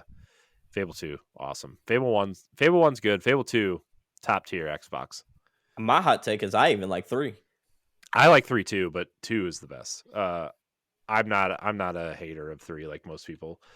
But yeah, I don't know, man. I just they both need a roadmap. I think Xbox has games announced that need a roadmap. PlayStation just needs to announce some games, and I think PlayStation can show up at this thing with only logos, and people will get hyped because they've earned that, right? Oh yeah, like PlayStation could legitimately launch, like basically go on stage just like Marvel does with the Phase 4, and just announce those logos and dates, like just date estimates, and people would just lose their minds. On Microsoft's side of the thing, it's like I look at all the games you listed, and even if a lot of those come out, they need to be like 9s or 10s across the board, because even like 7s at this point won't change the narrative, won't move the needle. Yeah, and even then, like you gotta put something out more than the Halo, Gears, Forza trilogy at this point, right? Because like Gears 5 was like getting 9s and 9.5s all over the place, and nobody cared. No one cares. No. As a Gears fan, I loved Gears 5s, but like it didn't even chart.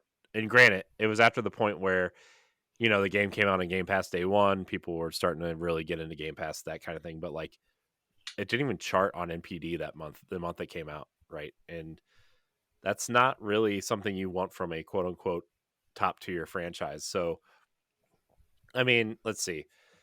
These are the games that Xbox has announced in development. This article came out at the end of April. So 343 is working on Halo DLC supposedly.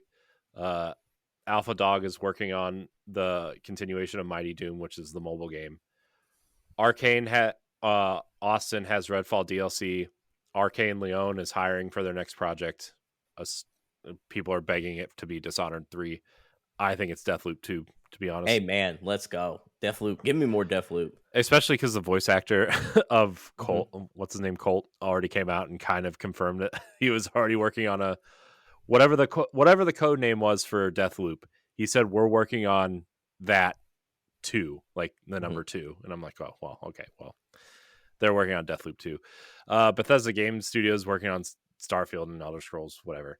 Coalition Gears, it just says Gears, so whatever. Gears 6, Gears Collection, I'll take both at this point. Compulsion Games, Project Midnight. Double Fine Productions is working on an unknown title.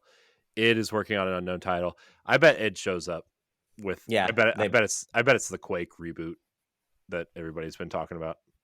I would like to see Doom 3, or I don't know, Trinity, whatever you want to call it. Whatever, Eternal, Part 2, whatever you want to call it.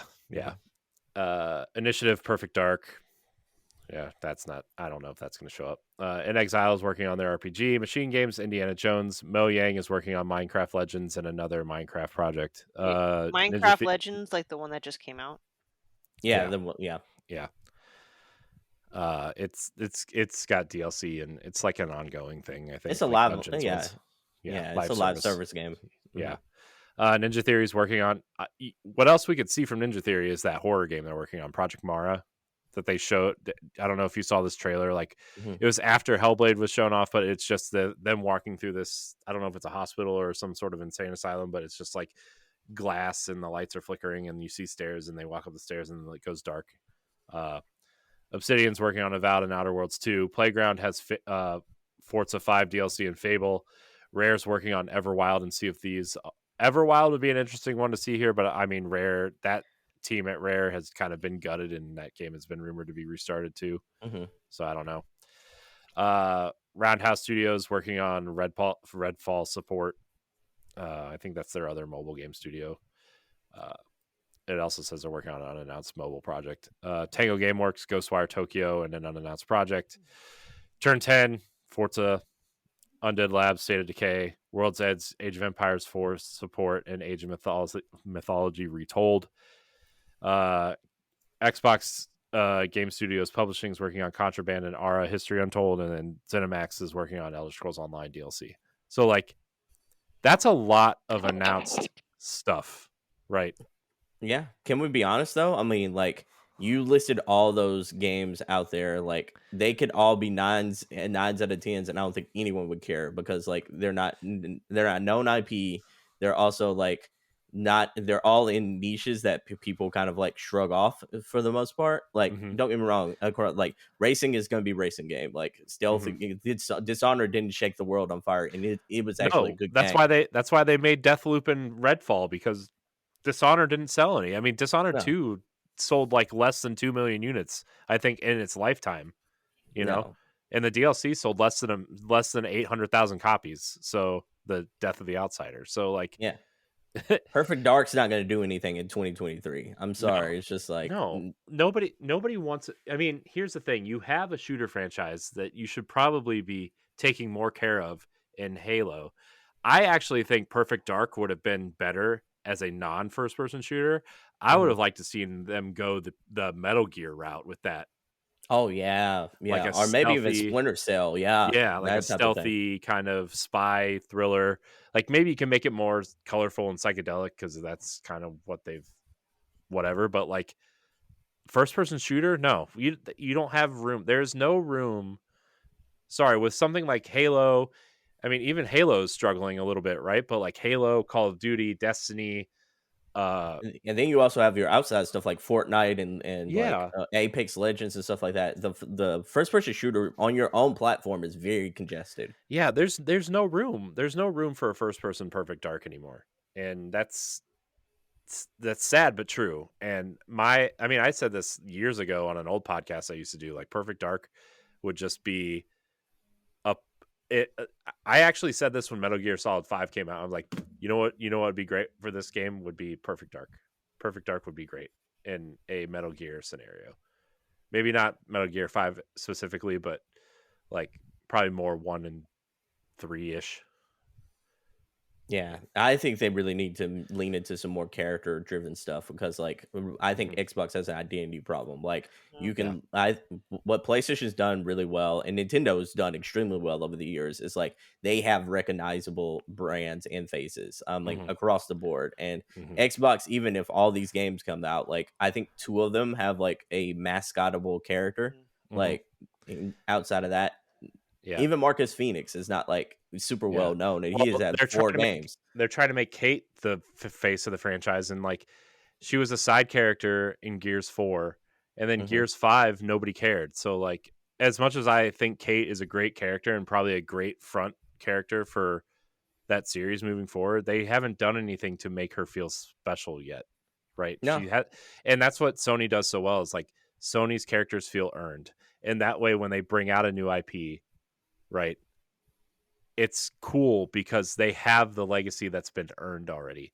And you know, Xbox hasn't had anything relevant since probably the Xbox One came out, right? Like, I mean, the one that got away, I would say, would be Titanfall at that extent, right? Would like Titanfall 1, cool multiplayer thing, but then they didn't secure the exclusive for Titanfall 2 and they lost it, you know? Like Titanfall 2 could have been there, like, okay, we've got a partnership with EA, Titanfall 2.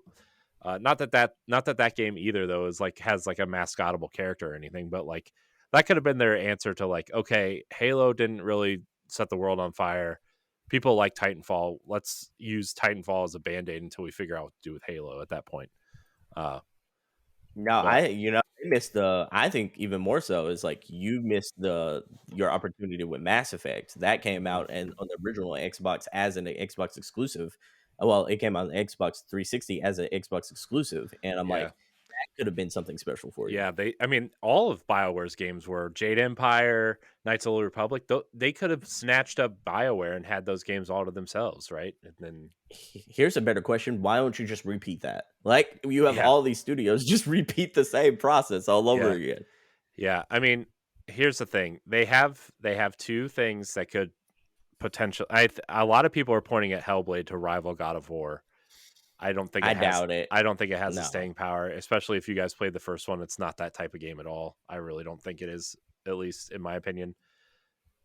People are looking at that and people are hoping that Indiana Jones is going to be their answer to Uncharted, but we still don't know if that's multi-platform or not. That's the thing too, because that deal was made before Microsoft bought Bethesda. So Plague Tale has a better chance of breaking the needle with Uncharted than actually that. Wow. Yeah. We'll see. I'm concerned for Xbox first party as always, but I'm excited either way to see something. Sony is also exciting me. Back to Wolverine. That's the other thing too, is Sony's snatching up these licensed exclusives too now with Marvel. Like why didn't when they announced Spider-Man 2 and Wolverine, why didn't Xbox go and be like, hey, we want to, I don't know, Black Panther Doctor game Strange or Doctor Strange, or or go to DC and say, hey, we want Batman, right? We want something. I've always wondered why Xbox didn't do a Green Arrow project, because it's almost like tailor-made for them, that sort of thing. But like even still, like Marvel isn't necessarily like, it's like, I guess you could say, like being very cagey with their IPs right now. They've given Nintendo like license to do some games for them. They've also done that with PlayStation. I would look at more. I would also look at other things like Invincible. Like Invincible could be or The Boys. Those are like very known IP now that like Xbox could capitalize on. Like a boys game in that kind of universe where you have to take down all the sort of like bad guys of the 7 in that universe could be a better version than what the Suicide Squad game is currently doing right now. And you take out the live service aspects, you can make it like a very much single player narrative focused game where you have to take down Homelander and all the crew from that show. That is wildly intriguing as opposed to like the Suicide Squad game. Yeah. And I mean, to be fair though, there is an ex PlayStation guy running the Disney games stuff. God, I always forget his name. I don't. He's married to the girl that runs What's Good Games. I forget. His name. Yeah, Renee. John. God, I forget his name. But like he used to be the head of like PlayStation's marketing stuff, and now he's the head of marketing at Disney Interactive, and is kind of like in control of these IP. And I mean, not that PlayStation has an end, but it's kind of, it doesn't hurt, So, and I think Nintendo's, John Drake, right? Yes, John Drake. Thank you. Gosh, thank you. Oh, that was going to bother me the rest of the night. So, anyways, I'm excited for these. We'll see what happens. Sony's up first, right? May 20, a week from today, actually. So, patrons, you'll hear this before the thing happens. Free feeds. We could all be wrong. It's fine. It was a good conversation anyway. So Wolverine looks awesome. There's one for the free people. Hopefully, I want to see more Venom. Oh man, Venom and Spider-Man 2. That's gonna be so hype. And yeah, I wouldn't be surprised if Peter Parker is like one of the main bad guys in the end of the game because Venom's corrupted him. I want to see more of that. Yeah, I wonder if that would. That seems like a logical turning point. Yeah, yeah. And then Kraven the Hunter is gonna be in this game. Let's go, man! I'm excited for Spider-Man 2. Yeah, man. We'll see what happens. I think the twist in Spider-Man was pretty interesting. The Venom twist, at least. So. What can you imagine if they do like the GTA 5 thing to where like you can instantly switch between those characters, like just like you could in GTA? I think you're going to be able to switch through all three of them at some point. Oh, I bet Venom is a playable character at some point in this character. I think, or in this game, I think you get halfway through and like Venom, or I don't want to spoil the end of Spider-Man Remastered because it just came out as a solo game, I guess. For those who haven't played it, but like. Yeah, I think that relationship between Peter and this character is going to be. You're going to be able to play as Venom. My big thing out of this whole like Spider-Man 2 thing is like I would be shocked if at the end of this game they haven't set up like Spidey Gwen in this universe so that Spidey Gwen could be the new Miles Morales, like smaller contained game. Yeah, that would make sense too. Yeah, especially because like. Her popularity, especially since Spider-Verse came out, has like escalated immensely. So, yeah, we will see. But we're gonna call it there. This was a good show. This was great. Sebastion, thank you for coming on. This was awesome. We're gonna have to have you back. We're gonna have to have you on more because this was great. Sorry I talk so much, guys. Oh, it's good. No. I mean, it is a podcast. It would be terrible if you didn't. So, you wanna plug single player experience and yourself again, real quick, before we head on out? Yeah, for sure. I've been Sebastion. Thank you all so much for having me. You can find me on all your favorite podcast platforms with the Single Player Experience podcast, the premier podcast for single player gamers to find out about good single player games to play. Just like these guys do a great job with the book club experience, you can kind of find us doing kind of the same old. We recently deep dug into like Horizon, Burning Shores, that expansion. We did the WWE deep dive of WWE 2K23 and other different games of that nature. We're also doing a series coming up where we're going to be talking about like the indie game power rankings, where we're going to be doing what is the best indie games so far this year, and as well as we're going to be power ranking the AAA games as well. It's not going to be just me, so you already know Zelda's going to be high up there. So be on the lookout for that, guys. And again, thank you so much for having me. You can find me on the Twitter and all those kind of other spaces at Sebastion P&R Pro Nerd Report. And thank you again. Yeah, man, you're awesome. I would like to do more collaborations with you, so we will be in touch. There's something I've kind of wanted to do. Maybe we'll do that. So, anyways, I want to thank everybody for watching and or listening. You can follow us on Twitter at Boss Rush Podcast, at Boss Rush Network. Check out all of our content at bossrush.net. A lot of great stuff over there. Read our banters, read our reviews, read our stories and everything over there. Check out our podcast, subscribe to the YouTube channel. I want to thank everybody for watching and or listening. And until next time, we love you. Goodbye. Bye. Peace. Bye. The Boss Rush Podcast is a product of Boss Rush Media, LLC, and is recorded from our headquarters in Akron, Ohio. This show is produced, written, and directed by me, Corey Dierig. My co-hosts are Stephanie Klimov, LaRon Dawkins, and Edward Varnell. You can find Stephanie at Klimov_author on Twitter and Instagram, as well as on the EXPcast. You can find LaRon at Exodus803 on Twitter, Instagram, Twitch, and YouTube, and also on Crossroads, the video game podcast. You can find Edward at ThatRetroCode on Twitter and Instagram, as well as hosting Nintendo Power Block. You can follow me on Twitter and Instagram at IamCoreyInHD, and find me hosting Tower Casuals, the Destiny podcast, and co-hosting Nintendo Power Block. Find the Boss Rush Podcast on all social media platforms at Boss Rush Podcast. You can also follow Boss Rush Media and Boss Rush Network on all major social media platforms. Join the Boss Rush Network Discord and Facebook groups to interact with other friends and fans. Thanks for listening, and we'll see you next time.